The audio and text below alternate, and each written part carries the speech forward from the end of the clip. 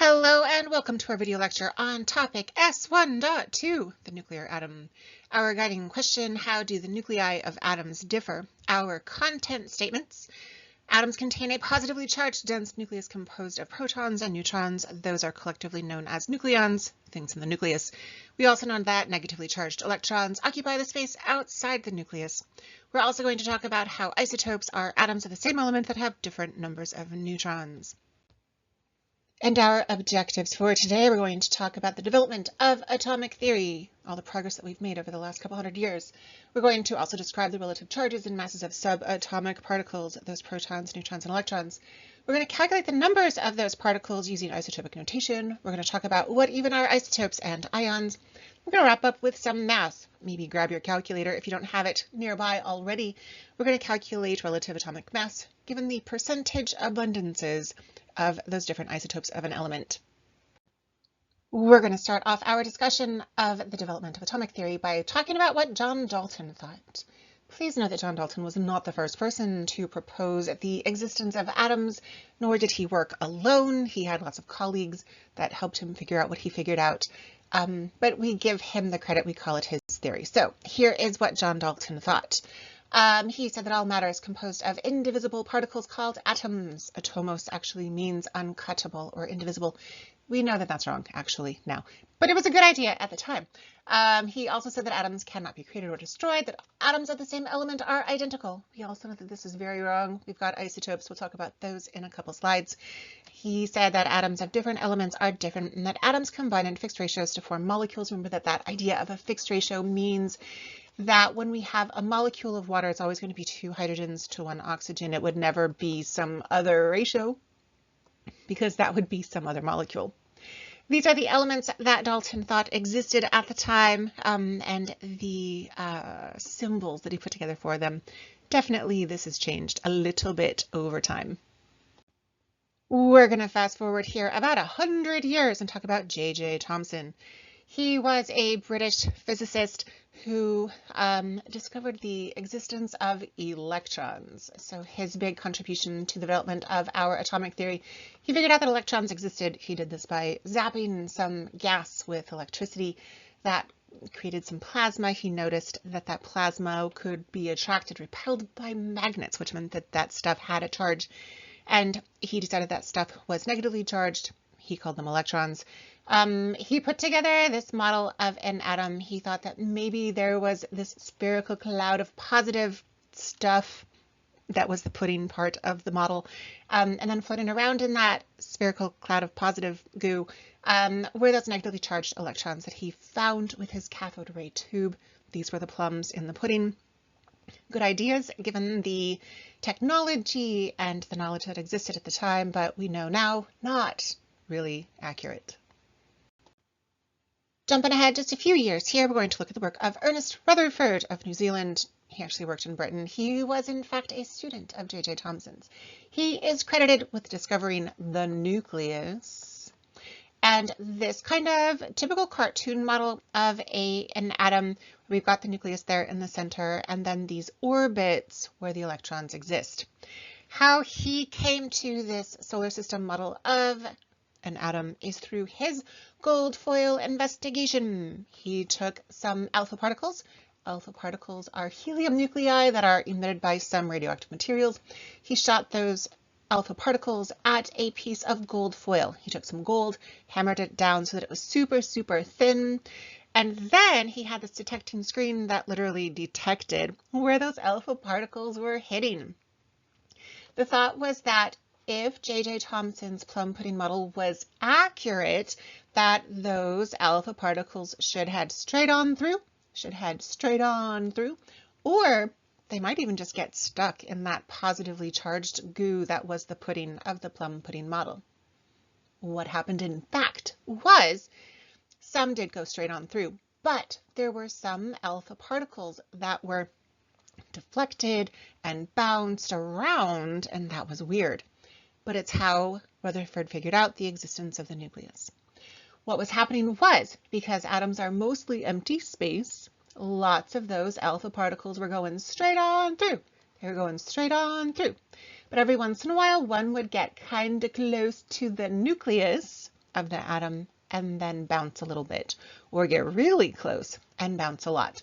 And so even though lots and lots of particles went straight on through, there were some that were deflected, and this scattering of the alpha particles led Rutherford to the discovery of the nucleus, a positively charged, very dense center of an atom.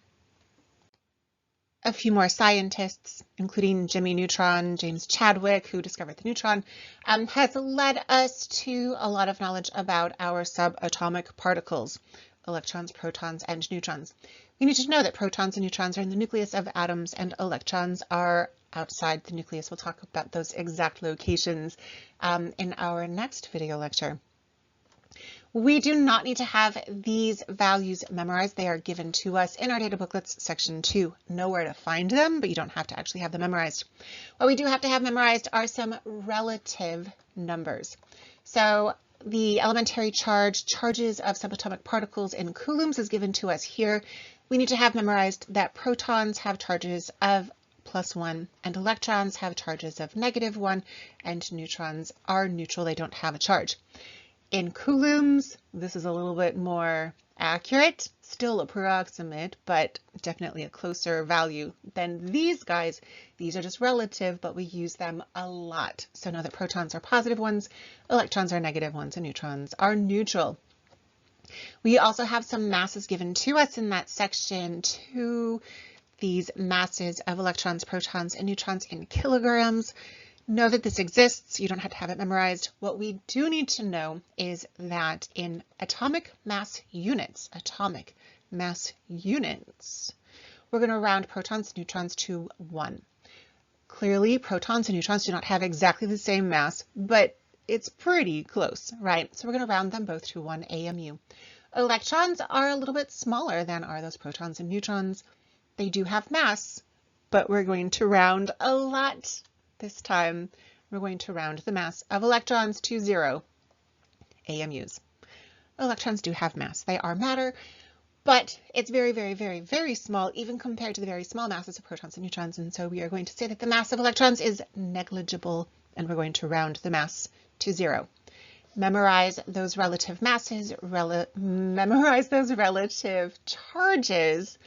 Know that you can find some exact, well, approximately more exact values here in section 2 of the data booklet. And back to one more scientist, Niels Bohr, a Danish physicist. He didn't discover any subatomic particles. They had pretty much all been discovered by this point. He just fine-tuned where those electrons are. Niels Bohr proposed that because there were electrons that had different quantities of energy, there must be different energy levels for those electrons. So Rutherford had mentioned this idea of orbits. Bohr said, energy levels, where there are electrons with different quantities of energies in these different levels of energy.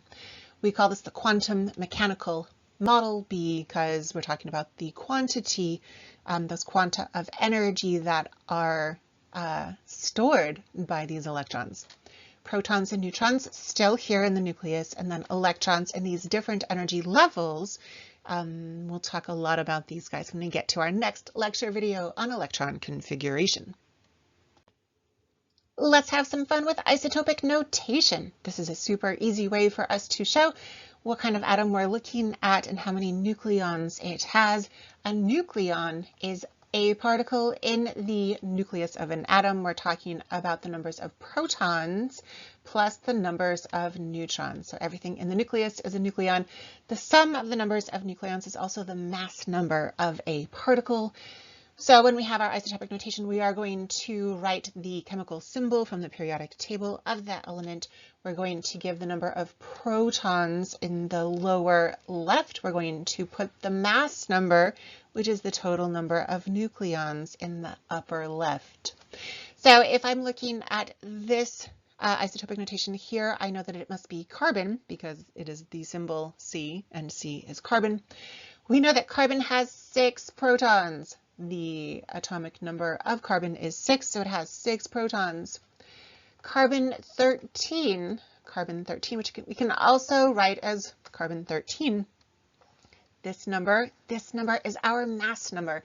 It is equal to protons plus neutrons. So if I have 6 protons and some number of neutrons, and that adds up to 13, how many neutrons are there? Well, there are 7 neutrons in this particle of carbon, 13.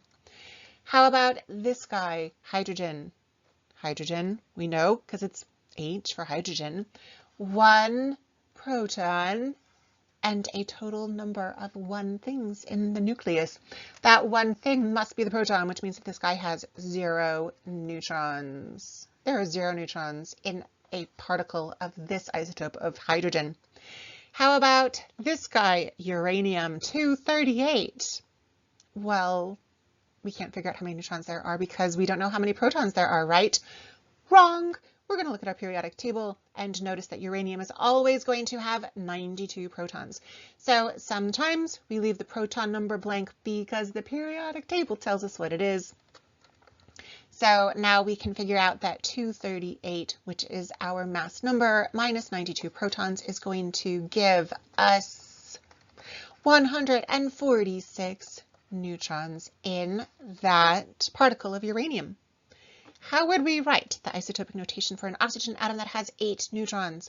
Well, oxygen is O, and it has 8 protons, so that's going to go in the lower left. 8 neutrons means that in the nucleus, the number of nucleons is going to be 8 protons plus 8 neutrons. And so our mass number is going to be 16. We would call this oxygen 16. What if I had a particle of oxygen that had 10 neutrons? I'm still going to have that O. It's still going to be 8 because oxygen has 8 protons. But now I'm going to do 10 plus 8 makes 18 is our mass number. So this one would be called oxygen 18. What if I had an oxygen atom that had 10 protons? I would write O and 10, and hopefully you're like, wait, stop, wrong. Because if there are 10 protons, it's not oxygen anymore, it's neon. This is a trick question. Be careful, my friends. Read carefully. We just wrote those isotopic notations for oxygen that can have 8 neutrons or that can have 10 neutrons. These are known as isotopes. Isotopes are particles of the same element, so they have the same number of protons, but they have different numbers of neutrons and therefore different mass numbers. So when we're talking about oxygen 16 and oxygen 18, they both have 8 protons. But this guy only has 8 neutrons, whereas this guy had 10 neutrons. And so their mass numbers, the numbers of neutrons, are different. Isotopes, same element, different numbers of neutrons. Here we see a graphic showing 3 different isotopes of hydrogen. So we have protium. Protium has a mass number of 1, that 1 proton and 0 neutrons. This deuterium has 1 proton, 1 neutron, and so its mass number is 2. This very rare particle is known as tritium. It has 2 neutrons, 1 proton. 1 proton means it's still hydrogen, but now it has a mass number of 3. What's interesting is that the very great majority of hydrogen on Earth is this protium. We can actually show that with these super cool mass spectrometer graphs that are showing us the abundances of those different isotopes of our elements. And so here we see that protium is 99.99% of all the hydrogen in the sample, and deuterium is that 0.01%, and tritium is like 0.00001%. It's so very rare. So when we're looking at the relative atomic masses of our elements, so we're not talking about that mass number that we find here in isotopic notation, but instead the masses that we find on our periodic tables, this is coming from looking at the masses of the different isotopes and the abundance of each of those isotopes. It would not make sense for us to say that 1 plus 2 plus 3 is 6 divided by 3 different isotopes gives us an average mass of 2 if 99.99% of the hydrogen on Earth has a mass of only 1. That doesn't make sense. So we have this weighted average. We're looking at averages by abundance. How we calculate that is, step 1, we're going to turn our percents into decimals. We do that by dividing by 100, or we can simply move our decimals back 1, 2. Move the decimal back 1, 2. So now I have decimal abundances instead of percent abundances. Step 2, we're going to take the mass numbers and multiply by the percentage, which is now a decimal abundance of each isotope. So I'm going to take that mass number and multiply it by the decimal abundance of the isotope that has that mass. Do the same thing here, mass number times that decimal abundance of the isotope that has that mass. And then handy dandy calculator says that 35 times 0.75 is 26.25, and 37 times 0.25 is 9.25. Step 3, we're going to add these up. So I'm going to have a 0.50, and it looks like that's going to be 35.50. This is our relative atomic mass for these given isotopes of chlorine. So again, step 1, make sure that you've turned your percents into decimals. Divide by 100. Move that decimal point backwards 2 times. Step 2, you're going to multiply the mass of each isotope by that decimal abundance. Step 3, you're going to add each of those fractions of the masses. Good, good. So most of our isotopes that exist naturally on Earth are totally normal and safe and stable, but every once in a while we get these super cool radioisotopes. Radioisotopes have unstable nuclei. Either they have too many protons, it's just too big of a nucleus, or sometimes there's like an imbalance in the numbers of protons and neutrons in the nucleus. Regardless, these radioisotopes have unstable nuclei, and so they will decompose into all kinds of different particles. Sometimes we emit those alpha particles that we talked about those couple slides ago. We could also have some beta particles. These are basically electrons. We can also have some gamma radiation. This is just energy that is released when these radioisotopes are decaying. If this sounds interesting to you, consider studying nuclear chemistry because it's pretty darn cool. And we're going to wrap up here with a look at ions. Be careful, ions versus isotopes. They both start with I, and so it's really easy to confuse the two. Isotopes, we're talking about the same element, so the same numbers of protons, but they have different masses because they have different numbers of neutrons. Ions, we're still, again, talking about particles of the same element, same numbers of protons, but now there are different charges because we have different numbers of electrons. So let's say I'm looking here at this particle of calcium. It has an atomic number of 20. That means that there are 20 protons. The mass number is 40. That means that 40 is equal to 20 protons plus how many neutrons? That's going to be 20 neutrons. Notice that there is no charge given to us here. We're going to assume that that means that there is a charge of 0. This is a neutral atom of calcium. That means that if there are 20 protons, there must also be 20 electrons. So the charge of the protons and electrons cancel each other out, and we get to that charge of 0. What about here? I have a particle of calcium that has a positive 2 charge. I still have 20 protons. I still have 40 minus 20 is 20 neutrons in this particular isotope of calcium. But now I have a charge of positive 2. This means that I have 2 more positive things than I have negative things. Protons are positive. I have 2 more positive things. 20 is positive 2 more than 18. So we must have 18 electrons and 20 protons because 20 positives and 18 negatives leaves us with that overall charge of positive 2. This particle of calcium lost 2 electrons. We can also think about this positive 2 as being equal to negative 2.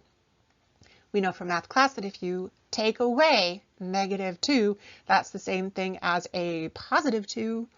If you lose two things that are negatively charged, you're going to end up with that positive charge. Good. We're going to call this particle of calcium a cation. Cations are positively charged. They're positively charged because they lost electrons. Be careful. Sometimes we're like, we added 2 electrons. No, we didn't, my friends. We lost 2 electrons, which is why we ended up with a positive charge. Sometimes in chemistry, we like to joke that cations don't have positive charges. They have positive charges because they're cations, and they are super cute. Opposite of the cations are the anions. They are not positively charged. They are negatively charged. Because they didn't lose electrons, they got some extra ones. They gained electrons. Here we have an atom of chlorine. I know that it is an atom because it is neutrally charged. That invisible 0 is there. 17 protons, 35 minus 17 means 18 neutrons, 17 protons. And because we have a neutral charge, we must have equal numbers of protons and electrons. There must be 17 electrons here. What if I have this particle of chloride, we're going to call it chloride now, where I still have those 17 protons. It has to have 17 protons. If it had a different number of protons, it wouldn't be chlorine anymore. 36 minus 17, we now have 19 neutrons. So these are different isotopes of chlorine. They're both chlorine. They both have 17 protons. So they're both chlorine, but now I have different isotopes, different numbers of neutrons in these particles of chlorine. And also, notice that this guy has a negative charge. It's a -1 charge. It's an invisible 1 there. This is chloride. It has a charge of -1. It has a charge of -1 because it has more electrons, 1 more electron than it has protons.